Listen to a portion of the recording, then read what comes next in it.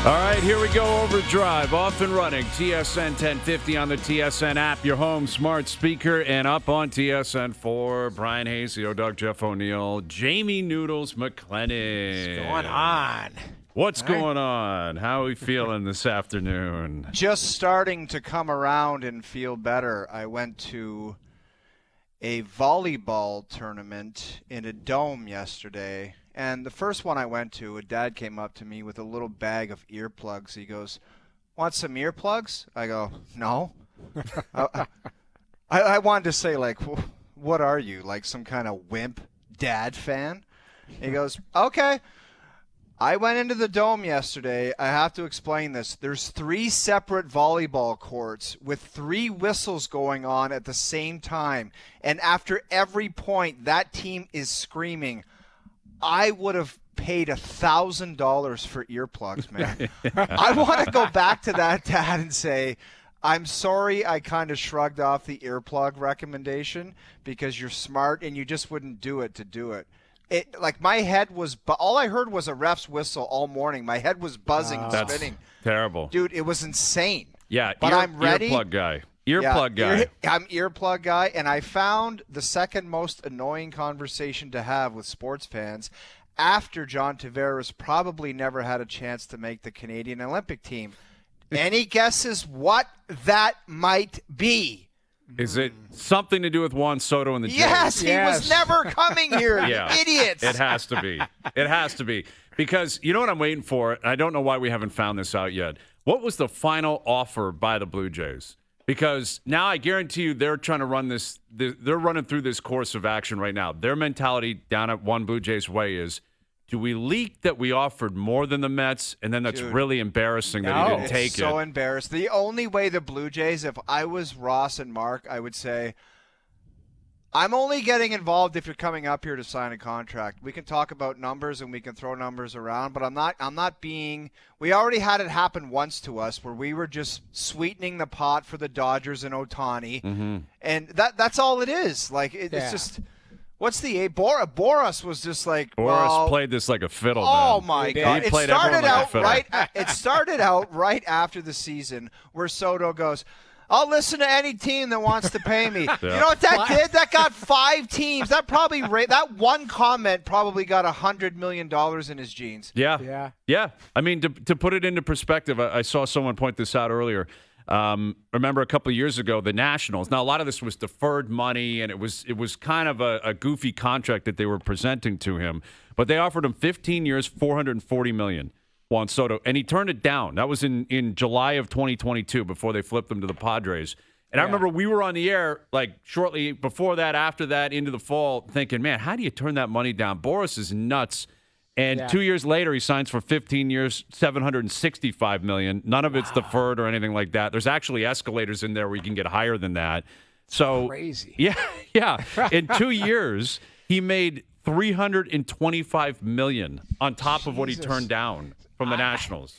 That's pretty good business, I would say. I agree. I'm more worried that the Jays can't leak it and say, yeah, we got to 775, because Vladdy will put his hand up and say, I'm half as good as him. I'm 3/4 as good as him, or That's whatever. Right. And then he goes, why did you put 450 or 500 in my pocket? Like, to me, you cannot leak that whatsoever. Yeah, I don't think if you're the Jays, you want it out. I don't know why the Yankees would want it out. I mean, maybe Boras leaked it, but everyone knows that the Yankees offered around the same money, $760 million for 16 years, and he turned them down. It would kind of suggest to me that Boras was playing the Yankees to make sure that Cohen was going to spend the most money. And Steve Cohen, the owner of the Mets, I give him credit because this guy stepped in when he bought it and said, I'm going to spend every penny I got. I'm going to buy everything I can buy. I'm going to go out there and try to win a World Series for the Mets. And he paid Lindor.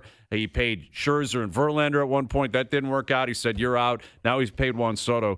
Like 15 years is just insane to commit to anybody. Yeah. Like it's crazy. God. Let's not kid ourselves, Hayes. It's a massive overpay for this guy. Sorry. It's a huge contract. Like the Dodgers are sitting there saying, we got a discount on Ohtani. They gave him $700.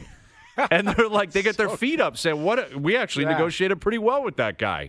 Like 15 years, $765 million. Is just an absurd amount of cash to give a guy. And dude, I got to be honest. Like this is it's for Soto and his whole brand, his family. It's incredible. Incredible for the guy, for the player. Incredible for the guy. But we've what's sports coming to? It's literally going to be the haves and have-nots, where it's like there's teams that, and Kevin Adams, the GM of Buffalo, touched on it last week, but it's like there's teams that just have they're going to have no chance. No chance. Like zero chance of being in any kind of race, any kind of competition. And I got to be honest, because you could say draft and develop, Hayes. That's the answer. I know, but as soon as the guy gets good, he's saying, get me out of here. So what the hell are they supposed to do? Florida. Yes. I mean, here is the conundrum. This with the Blue Jays are upper middle class in baseball. They have money. They're a big market, but they're never going to be the Yankees, the Dodgers, probably the Mets now. At times, the Angels. I know people scoff at that, but they've signed monsters, and they're in LA. No kid grew up saying, I couldn't wait to put the Blue Jays hat on, unless they're Canadian. Unfortunately, that's true, and they don't have the history, and they're a Canadian market. Like, there's just certain things that they can't compete with the Yankees, with the Dodgers in particular. You might throw the Sox in there if they have an owner that actually wants to spend. They have the history, and they got a great baseball market, all that kind of stuff. The Cubs, maybe, again, based on their history in the market. But there's 5 or 6 teams that are at the top, that are in the penthouse. And I would argue historically it's been the Yankees kind of on their own, then maybe the Dodgers. Now the Mets are clearly in there because it's New York and Cohen, and he's got so much money, and he's the new George Steinbrenner, and he's willing to spend. The Jays are the next level. But what that means is you have to draft and develop. You have to be shrewd with scouting. And where you can overspend, and I'd like to see if this is going to happen in the next month, is on the next level of free agents, where you're never getting Soto, you're never getting Ohtani. It's just a complete waste of time. And I don't believe there's a Blue Jay fan on earth that thought Soto was coming here. This is totally different. The Ohtani thing was different. The report that he was in Dunedin, and then the report that he was on the plane, hook, line, and sinker, people finally bought in and said, wow, I actually think this is going to happen. And it didn't. This was totally different. Soto was never coming here. No Blue Jay fan in the right mind thought this guy was coming here. Dallas Braden said it best, Hayes. He said Soto was the stripper and the Blue Jays were the paying customer. That's throwing change up in the air. That's exactly tough. what. But that's you sadly. No, you just thought you were like, maybe she likes me. Maybe she likes me. How about one more song? She doesn't. Yeah, she's coming home with me. Like literally, that they'll spend a fortune, and at the end of the night, the girl just walks away. Like that. We could go from the floor to the champagne room. Oh yeah, one more song. How about my that? God, what an analogy! What an analogy! That one stings. Oh my God, that one hurts. hurts. That one stings. But yet it really rings true. It really, really rings true. And that's where, again, you get to this next wave. Maybe it's Corbin Burns. Maybe it's a Max Fried. Maybe it's Pete Alonso. I don't know. Dude, but forget that, Hayes. What the hell are they going to do with Vladdy? Well, Vladdy's got them over a barrel right now because he's going to say, this is what he's going to say. Well, that guy's worth $765. I'm at least more than half of well, that would be my assumption. Is his thought is that like clearly Soto's a better player and a more marketable player, although maybe not in this town because Vladdy is a big ticket here. Like he's a homegrown talent that everyone loves. Ohtani got 600. This guy got 765. I guess I'm 455. That's where it starts. I would think that's what he thinks at a minimum. If he gets to free agency, someone might pay him that, whether it's the Blue Jays or not, and that is kind of what came out of last night. Not that Soto was ever coming here. Don't express it like, oh, the Jays, they almost had him. No, they didn't. And if Ross and Mark actually were sitting there thinking that they did, that is asinine. And I don't believe that they actually would have been thinking that way.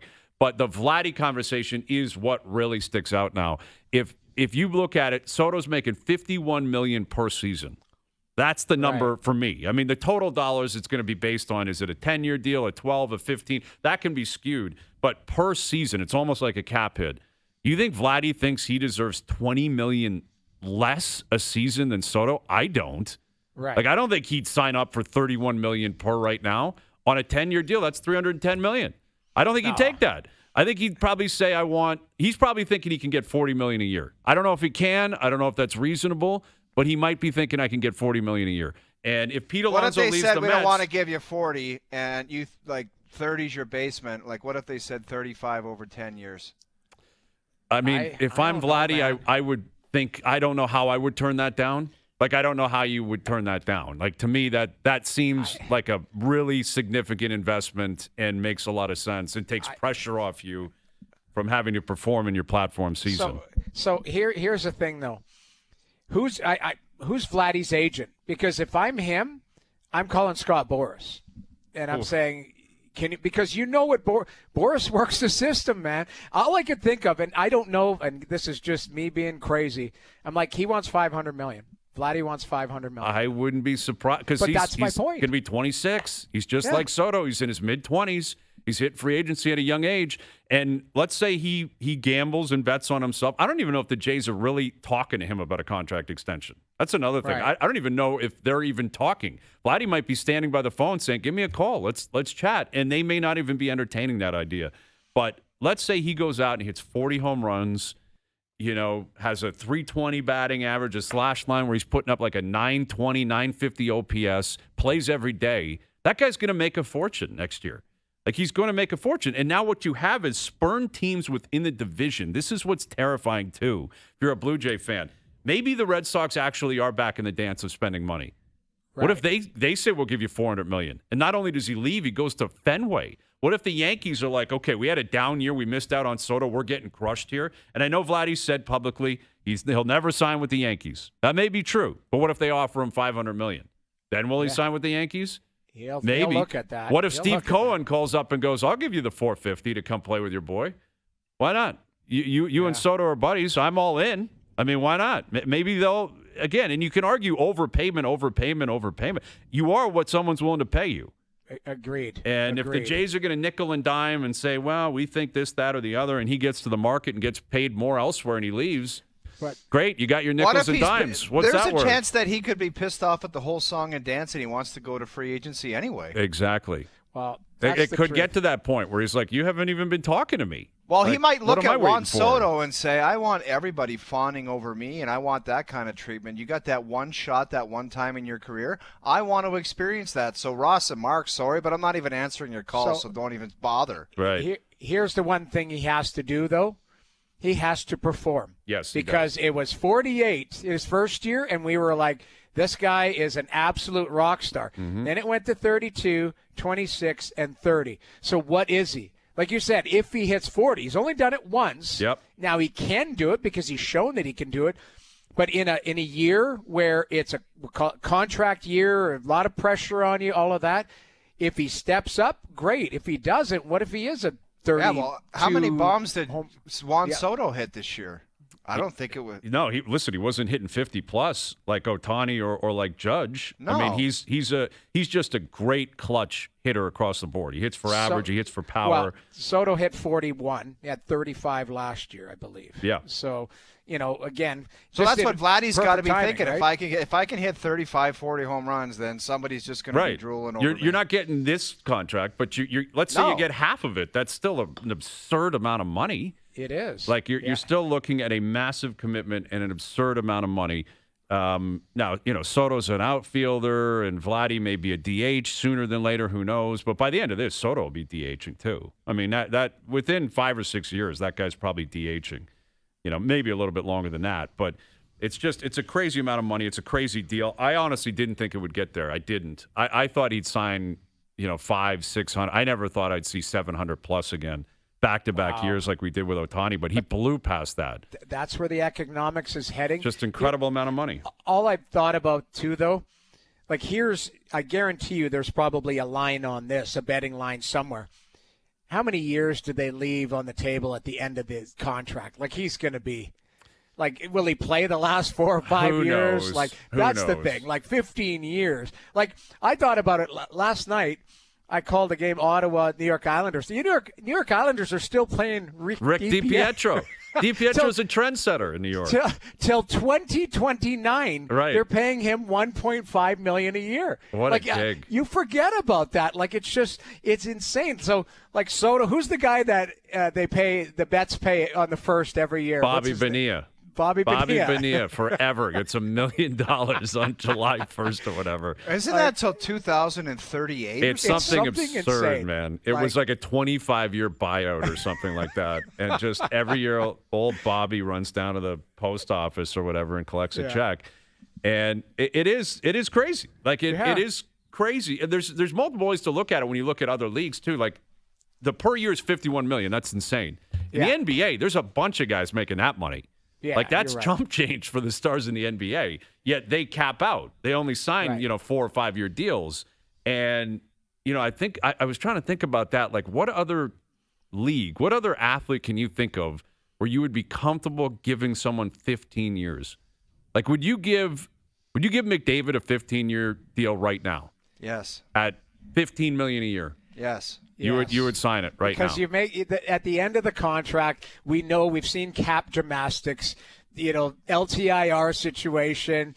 What would 15? What is he? 27 now? Yeah. Not at 27. At 22, I would. But that's not at But I'm saying right now, though. That's what I'm saying. And I'm saying, yes. And you're going to have to chew on the last 3 to 5 years of that deal if he doesn't play till he's 38, 39. Okay, then I would do it. If there was an understanding where that's what it had to do, that's what it had to be for me to get the next 5 or 6 amazing years out of him, that I was going to have to chew on the bad years, which I do think is insane. Yeah. Then yes, if I had a gun to my head, I would do it. Well, the complicating thing is in the NHL, there's a salary cap. So that cap hit's going to apply. Like in New York, with Major League Baseball, this can just be a rounding error for Cohen. Pay him 50, he stinks, he doesn't play anymore, who cares? You know what I mean? Yeah. Like, we're still going to have a $400 million payroll, and we'll just subtract his 50, and he's the mascot, and good old Juan Soto out there.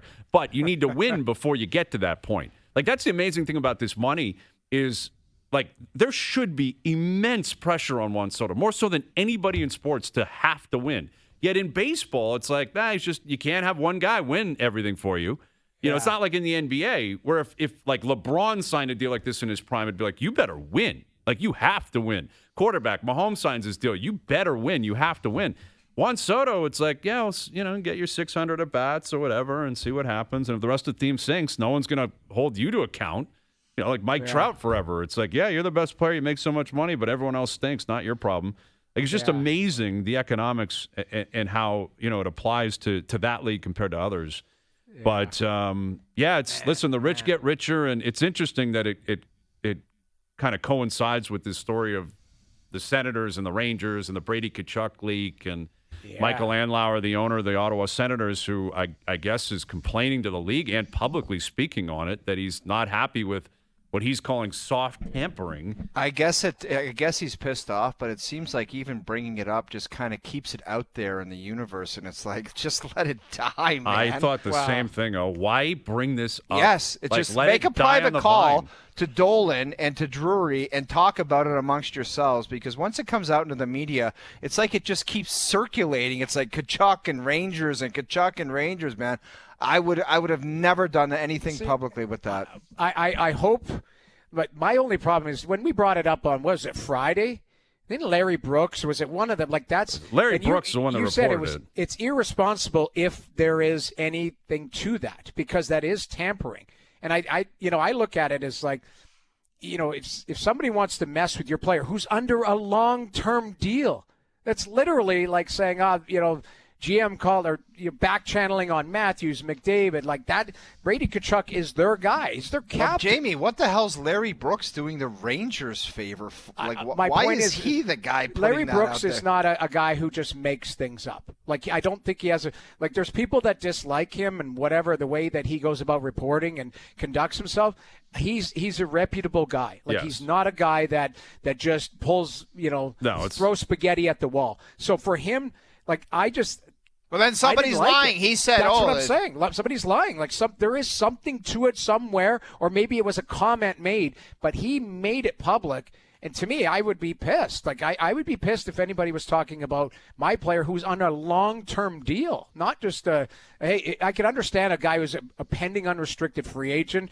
What was our buddy Jimmy Benning? We're looking at PK. Well, that was in the offseason. And although I guess PK was under contract. Yeah, that was a trade scenario. And he got fined for that. But that's him saying it publicly. Like, if Drury said it on the record, obviously the league has to address that and hammer a guy like that. This is a report, Larry Brooks reporting it, that their whole plan of turning their whole system around in New York is to acquire Brady Tkachuk, which, again, is aggravating. But I don't know what the league is supposed to do about that. How do you investigate whether or not someone leaked that to Larry Brooks or not? And Furthermore, are you not allowed to have plans and ambitions of trying to acquire someone or plan for the future? Sure. I don't know how you police that if you're the league. I get where Andlauer Dude, is a fan going. on a podcast could say it would be great in a couple of years if they could acquire Brady Tkachuk. Yeah. Well, you don't have it like mainstream media. Well, let's even bring it closer. McDavid doesn't have a deal in a year, right? If the Oilers go out early somehow in the playoffs and all of that, like, what's the noise? It's going to be McDavid, like, because his deal is right. It's going to be noisy.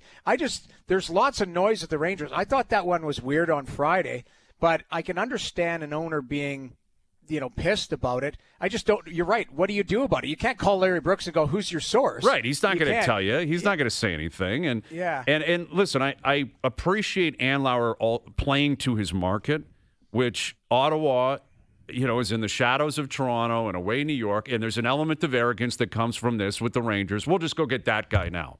That, and that would drive you nuts if you're in Ottawa, if you're in Buffalo, if you're in Minnesota, smaller markets that are like, oh, really? The Leafs are just going to go get this guy, or the Rangers, or, whatever it is, that's just the way they operate. And I think if you're Andlauer, I get why you're thinking, okay, my fan base is sensitive to that. I got to fight for them. I understand it. Sure. But it's also a scenario where there's a large portion of your fan base that probably never knew about that report because they're not online. So now they know about it because it's being reported on. And furthermore, I think it also shines a light, and this is probably something Andlauer wasn't thinking of, is part of the Rangers' pursuit, if it is accurate, which I could see why it would be, is arrogance. We're in New York, and why wouldn't he want to play here? I'm speaking of Tkachuk. But another part of it, I think, is them looking at it saying, well, we're banking on Brady looking around and saying, I don't want to do this anymore in Ottawa. And what this also shines a light on is start winning more games, and probably teams won't think they can pluck your players. Like if Ottawa is in first place in the division right now, does New York think they can get them? Probably not. But they're probably reading the tea leaves, accurately or inaccurately, and saying, man, Ottawa's doing it again. They're out of the playoffs. It's December. Maybe we can bank on Brady finally being fed up with that. And that's kind of what comes out of this as well for me, is Andlauer is kind of putting more of a spotlight on why other teams might feel they can get him. Because the team's out of the playoffs again. And we're in December. Hayes, I just want to tell you this. If some guy from Arizona was saying, Matthews and a Whopper out to Arizona, me and you would be on a Lloyd Christmas mobile out to that guy's house to have a word with that guy. That's not true. We would be Harry Dunn and Lloyd on the moped out to the guy's house to have a word with him. You would be going nuts. No, it's not true because the roles are reversed. In Toronto, you'd be like, you think he's leaving the Maple Leafs to do that? Like the Rangers are banking on New York, the Rangers Broadway, are the arrogant side. Original six. Exactly. The big one. Yeah. The roles are reversed. I'm just saying, if some guy out there, we would be on the Lloyd Christmas mobile. Well, I understand why Sens fans are not happy, but I totally get that. I'm just saying, you keep it alive and you go at it, and I don't even know how you're going to possibly police the media reporting stuff, whether it's bogus or not. Here's what I would say. If there is, again, a reputable reporter saying something, I think even if Andlauer, if this happened behind the scenes, now it's been reported, but if Andlauer made that call to the league or to Drury and said, this is what a reporter from New York is talking about, you better not be doing that because that is tampering. Like I don't know. Did Andlauer make a public statement, or did he make it got reported that he was pissed about it? Well, he's down. Like the Board of Governors is ongoing, right? So it's more reporters leaking that he didn't like what was going on, and he talked to the league about it. To me, my first phone call would be to the league or to Chris Drury. If I'm Steve Staios, I call Chris Drury and go, Larry Brooks just said that. Any truth to this? Because we got a problem here. Yes, that I can reason. And then you work backwards from that. Like I agree with you. Like, why make it a bigger story if there's nothing to it? Why don't we get Larry Brooks on tomorrow and ask the guy himself, what the hell are you talking about? He's not going to say. Larry's What's not going to tell us, though, that, James Dolan called me the other night. Chris Drury was, at the Christmas party. He whispered in the, he's got sources. And again, whether you like Larry or not, he's a connected guy. He's a connected guy in New York. He's a connected guy with the Rangers. And if he puts something out there, I believe Ottawa and the owner and everybody there probably should stamp it out. But you could, if you did it behind closed doors, somehow it's gotten out again, right? Yeah, So, well, I mean, again, if it's being labeled quote-unquote soft tampering, what I also find somewhat rich, and this isn't Andlauer in particular's problem, is there is hardcore tampering all the time in the league. Oh, my God. Like, all the it's time. outrageous. Everyone knows where guys are signing well before they're allowed to speak on it or talk about it or free agents Hey, we're going to draft your player. And by the way, in the summer, we want to give your guy $10 million a year. Yeah, I know. I mean, that kind of stuff is actually out there happening. I think the word is back channeling. There's a lot of back channeling. Yeah, so of back channeling. Hey, it is a spicy meatball, but that's something that, like, the Rangers got to get their house in order, and like you said, the Sens got to continue to try and get up the standings so that they don't have their players plugged. That's the bigger, and that doesn't mean Brady's going anywhere. I mean, it's been well reported on. He's committed. He's there for years. He's their captain. Yeah, he's not going anywhere. But again, I think if they were off to a better start, it would have a different tone. I think there's an element of sensitivity in the market because the fact that the team continues to be in the situation they're in. They needed that win yesterday, and they would have been right. They would have been within 2 points of a playoff spot. Like, that's where, you got goalied. I mean, the shots were 32-12. Yeah, they seemed to play well, and Travis was pretty supportive of their play, I think, as he probably should have been. But again, that's a little battle within the market because, there's no more moral victories when you haven't made the playoffs in 6 years, and every game you're waiting. You got to get going. They had a chance to win 3 in a row, and they got goalied. But exactly. Like, the thing, it's a big game against Anaheim. Then they go out on the road. But I'm looking at, look at these standings. They're just clumped up. Like, Pittsburgh was long gone. They've been much Pittsburgh's better. Back. Yeah.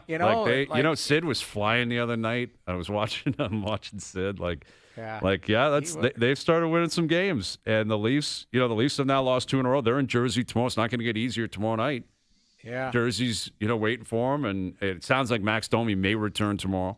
But we'll get into their weekend, where obviously on Friday they did. I think Berube said it. Like, Washington was better. That Washington team is impressive, man. Like they won the next night too. Washington went into Montreal or whatever. Montreal. Man, they're a good team. They're impressive, and the Leafs against Pittsburgh. And there's always got to be the one thing. Right, there's got to be the one thing, and it's the 5-on-5 scoring, even strength scoring, and them relying on their big guys to do it every single time. And it's legitimate based on the stats. Like, the Leafs, they are having issues scoring 5-on-5. I didn't think Matthews looked great over the weekend. I question how close he is to actually being 100%. And is this going to be a storyline all year? We'll see. But we'll get into that more as the afternoon goes on. So more on the Soto deal, what it means for Vladdy, what it means for the Jays. More on the Monday Nighter tonight, where Hayes and Bro had themselves a great day yesterday. And Timo and Wilson on the clock. This is a weird game tonight. Bengals-Cowboys.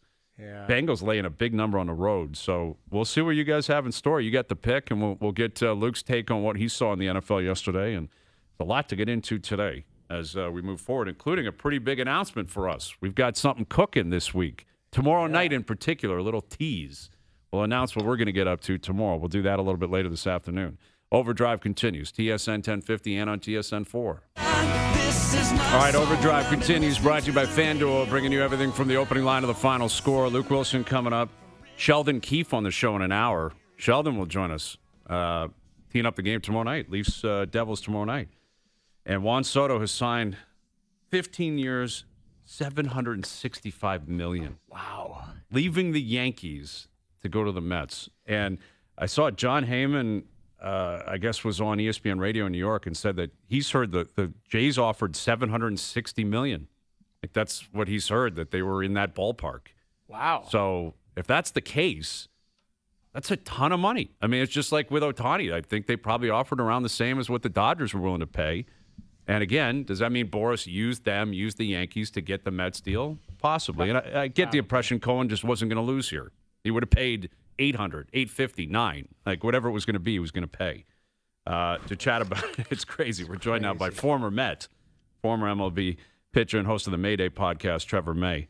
Trevor, you're a former player. You know, you were making money in your time. What do you think of 15 years, $765 million? Well, let's handle that first number first. First of all, thanks for having me on, guys. I always love coming on. 15 years is so long. I can't even wrap my head around. Most guys are like, I just want to get to 10 years in the big leagues so that I can say I did it. And that's a long time long commitment for anything, honestly. Mm-hmm. But when it comes to the tune of $765 million, none of which that is deferred, which is maybe the craziest part about this contract. I think that anyone would sign on the dotted line for a 15-year commitment for that kind of money. So blown away that it got to that number. Because in my mind and in a lot of people's, I think to this point, there's still going to be a little bit of you cannot compare values to Ohtani, and he just blew past him in dollar value, just because of the Japanese market, just because of the pitching and the hitting, just because of all the things that Shohei brings to the table that Juan simply cannot, because of who he is and where he was born, and it's crazy. It's a I guess benchmark setting historic change here in how markets are going to be discovered. Or like the next 19-year-old we have come up who's a phenom. It's going to be really fun projecting what they're going to get. Can you take us behind the curtain? Like, how did Boros and Soto use other teams here? Because Blue Jays fans, they don't want to hear it, but they realistically had no shot at this guy. So what did the agent and the player do to kind of get the number continuing to rise? Well, getting Steve Cohen involved is always a good option. I think that – so – why is that? Because he just says, yeah, okay, I'll pay you whatever you want. Yeah, yes, that, and he has that reputation. So even if you don't hear anything, you assume that whatever the number thrown out is, he can beat it, which makes negotiations or sweetening the deal in any way, shape, or form, like if you have something special, in your area, your team, your city that you want to offer, it's hard to know how to differentiate yourself when you know that money – you're not going to be able to beat money. Probably matching is the best you can hope for. And it just so happens that there was a bunch of room over there in terms of payroll to use as well. It's kind of a perfect storm. So that's a big thing. Here's a little peek behind the curtain in terms of just free agency in general. I mean, I went through it twice, and I was a reliever. So there was a little bit of, we on purpose were trying to get a number out there, what offers may have been involved, and who, not exactly who, but how many teams might be involved, just so that we could get two teams interested in kind of working against each other. That's kind of the way that's kind of the way it is. That's kind of how negotiations work. It's very rarely one team. There's only one team interested, and then now the negotiations between those two parties, the player and the team, that's not how free agency works in baseball because of the way that, control set up, 6 years of control. So free agency has to be the time. And so kind of not having that ceiling is the point because so many guys don't even get to it. So I don't, but I know that Juan also kind of wanted to be under wraps a little bit. So it is interesting in this case that secrecy might have been the thing that drove it, that nobody actually knows might have actually created this bidding war because Steve Cohen was involved. And the one thing we did know is you couldn't outbid him. So I think that's kind of what happened. Yeah.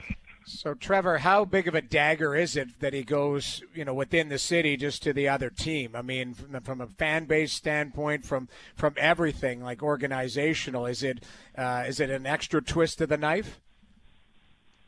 It's hard I think it's hard to ignore that fact. Yeah. It's a tough day for Yankees fans. I think that one bit of credit, and I don't know if Blue Jays fans would be too willing to do this, but I'll do it. You got to give him a little bit of credit for understanding, that Juan Soto, they just saw for a year, they had him. He was he had his best year, one of his best, if not his best year, and they still came up short for the World Series. They knew they needed more than that, right? So they weren't resting all of their hopes on him.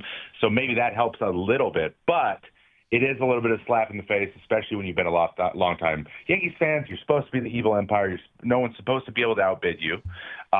But frankly, Hal Steinbrenner is not George. And it would have been interesting, honestly, if we had 90s George Steinbrenner bidding against Steve Cohen and how that would have gone down. I'm sure it would have been a very fun reality show to follow. It's the teams run a little bit differently now, and that's not the way they operate. I think that the Dodgers probably are there, and now the Mets are in that conversation as well. They've kind of taken it up. So yeah, looking across the over at the other borough and seeing that they got the player that you wanted to keep and that was supposed to be yours, probably stings quite a bit. And uncharted territory, really. I mean, it never happens. The Yankees always own that type of market. Now the Mets are there with them. We're chatting with Trevor May, former Met, former MLB pitcher and host of the MayDay podcast. So up here in Toronto, people turn the page, and now you look at Vladdy, and Vladdy being the prized possession of free agency possibly next year. And I don't think anyone would suggest it'll be the same sweepstakes as Ohtani or Soto, nor should it be. But let's say Vladdy, at this point goes, don't call me. I'm going to play it out. I'm going to get to the market. I'm going to test it. And he puts up a great year. He just replicates what he did last year. Last year he was phenomenal. He had a bit of a slow start, then he was great. He has, let's say, the same year he had last year. So goes back-to-back really high-quality seasons. He's 26 years old. He hits free agency. How much money do you think he's going to get? How much per year? If Soto's making $51 million per year, what is reasonable for the Vladdy camp to expect bidders to get to?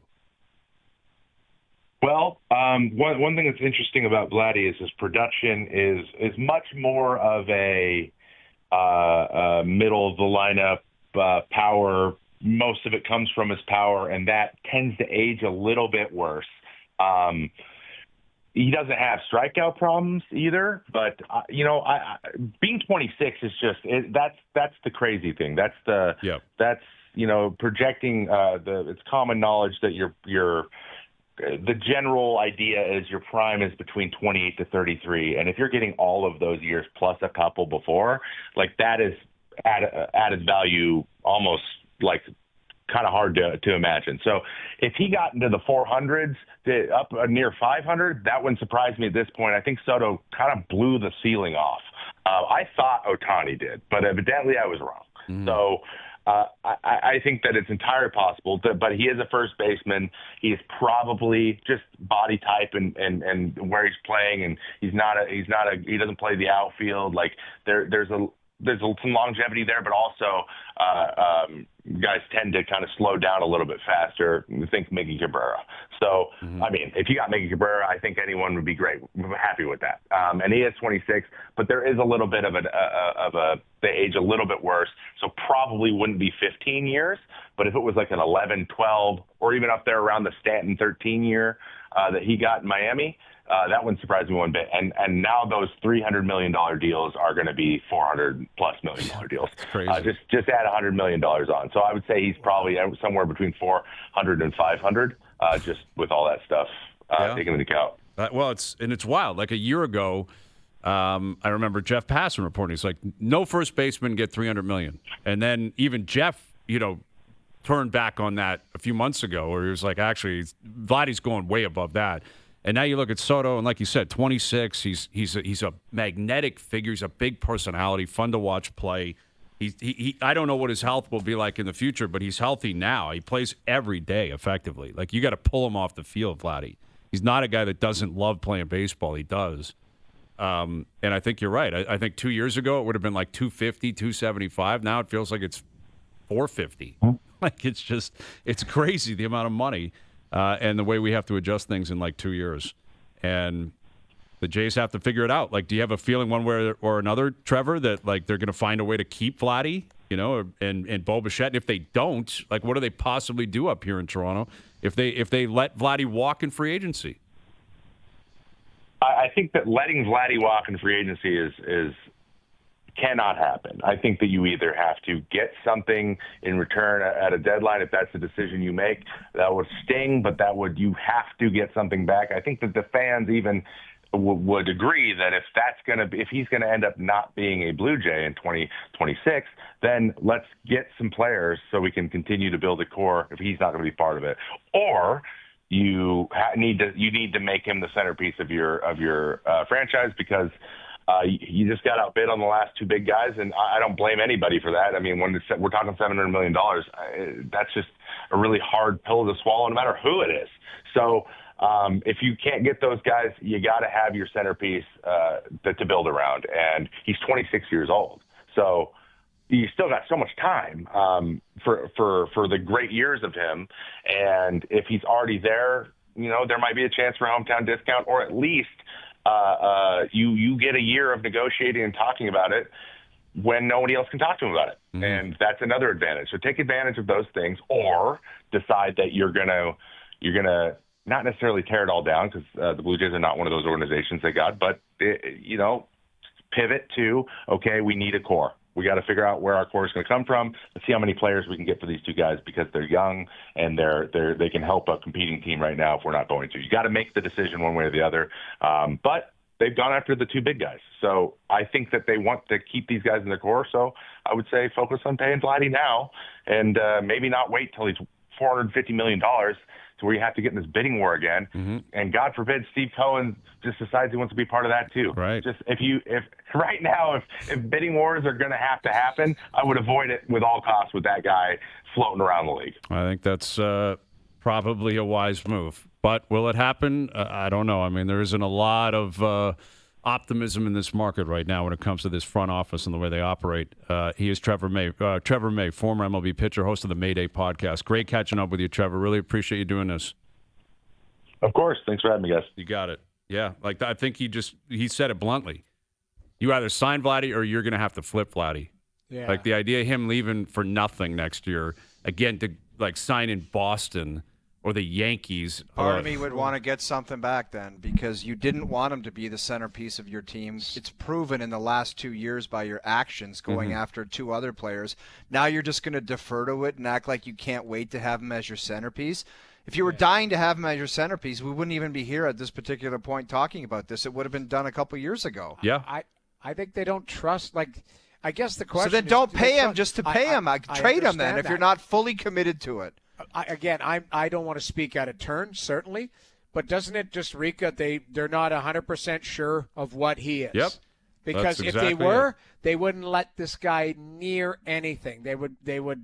He would be signed. They would make sure he's taken care of. But I guess it comes back to, is he the 48 dinger guy? Is he the 32? What is he? Well, this is it. He had a great 21 and 24 season, and he had a mediocre 22 and 23 season. Like that's you look at the last 4 years as he's grown as a player.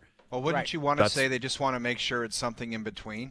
Yeah, well, but if they don't know that night, we always say the best evaluation, the most important for an organization is of your own players. If they don't know right now that he's going to be a 35 homer, 40 home run guy every year, then they're nuts. They're not good at their jobs if they can't predict that. Well, that's a great point. And if you know something the rest of the league doesn't, and they're willing to trade him, trade him, and make the team get them that thinks they're getting something else, and look smart and be proactive. That's again what we talked about earlier. You're going to be an upper middle class team. Sometimes you got to trade the guy before he's willing to get paid, and make sure you get a lot for him. And then turn it back over and have new pieces coming. The problem is the farm system stinks right now for the Jays. There's some smart GMs in hockey. You've seen it. In front of they it, trade man. guys and people are like, how'd they get rid of that guy? And they go to a different team, they stink the joint out, and everyone's like, maybe that guy's not so stupid. Yep. Yeah, maybe they saw something. They saw something. Yes. They knew it was coming. But I guess that the hard part, and I'll go back to my original comment, is the hard part is, what is he? Because he's just 26. That's the thing. There's if this guy can play 10 more years, what is his ceiling? That's the I'm not going to lie, his frame alone would scare me for 10 years. 10 years is a long commitment. Any athlete, and again, a first baseman who's a bigger dude. Yeah, listen, I hear you. And there's also the complication of Shapiro and Atkins, the heat that's on them, what their future is, the fact that they just spent billions to upgrade the park. There's so many different balls in the air. And Vladdy also has the power to just say, guys, I'm not signing right now. So thanks for calling, but I'm not doing it. Yes. That could be a reality, too. Exactly. Luke Wilson, Sheldon Keefe still to come. Chris Johnston from the Board of Governors. More into the Leafs weekend and the Leaf Devil game tomorrow night as well. Overdrive continues. TSN 1050 and on TSN 4. I'm curious to what you guys almost like made fun of me.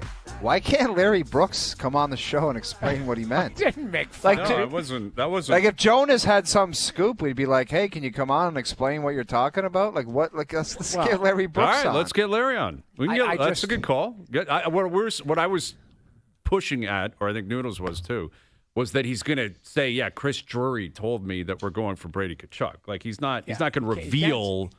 Yeah, you know, he's not going to be able to reveal anything. That's Okay, then forget. I'm not going to have someone on that's just going to say I can't reveal that. Well, he would talk about, he would defend himself. I'm sure he would do Yes. that. All right, Yes. let's get Larry. Reach out to old Brooksy. I Guess just that's what I'm telling you, Brooksy. See if we can get him on. You ever get in a fight That's when you were what a I'm kid, saying. Brooksy? We'll ask him all I about bet you torts. didn't. I bet you didn't. I bet you keep in didn't. mind. Do you remember Love like that there's the torch clip, and then there's the Dan Boyle one going, "I want him out of here." Yeah. Like there. Boyle this- hated Larry Brooks. There Dude, is, speaking like- of clips, Hayes, we got to get to the clip. The most afraid human being on earth might be a security guard with the Oh, Yankees. my goodness. Oh, my God, This report, this is This so guy. greasy to me that, because I know what you're talking about, that the Dude, Yankees. save it for the top of the 5 because this guy, I swear to God, he is running for his life right now. Get Joe, get that clip to Joe from the bridge. Yes, please. Because this security guard, the underpants cam on that guy, He is- if Dust. he's the reason, Yeah. look Yeah. out. Dust. The Get the clip, underpants Joe, are from the dust. bridge. It's straight to jeans or Yes. slacks. There's no underpants No, left. it's Wrangler triple corduroys to support everything. Joe from the bridge, get the Hyman report on the security guard at Okay. Yankee Stadium. We'll come back my and play it. We'll get Luke can comment on it because Luke's probably, as a pro athlete, you guys deal with that like security all the time. Oh, yeah. He can Yeah. speak to it. All right, we'll play that. We got a lot of audio out of New York too, like the Malik Neighbors clip. I don't know if you saw this. It is wild that this guy's a rookie and he answered the question the way he answered. We'll play it for Luke. Yeah. We'll get his take on it too. Sheldon Keefe coming up, and we've got an announcement on what we're getting up to tomorrow night. We'll get to that in the 5 p.m. hour as well. Overdrive continues. TSN 1050 and on TSN 4.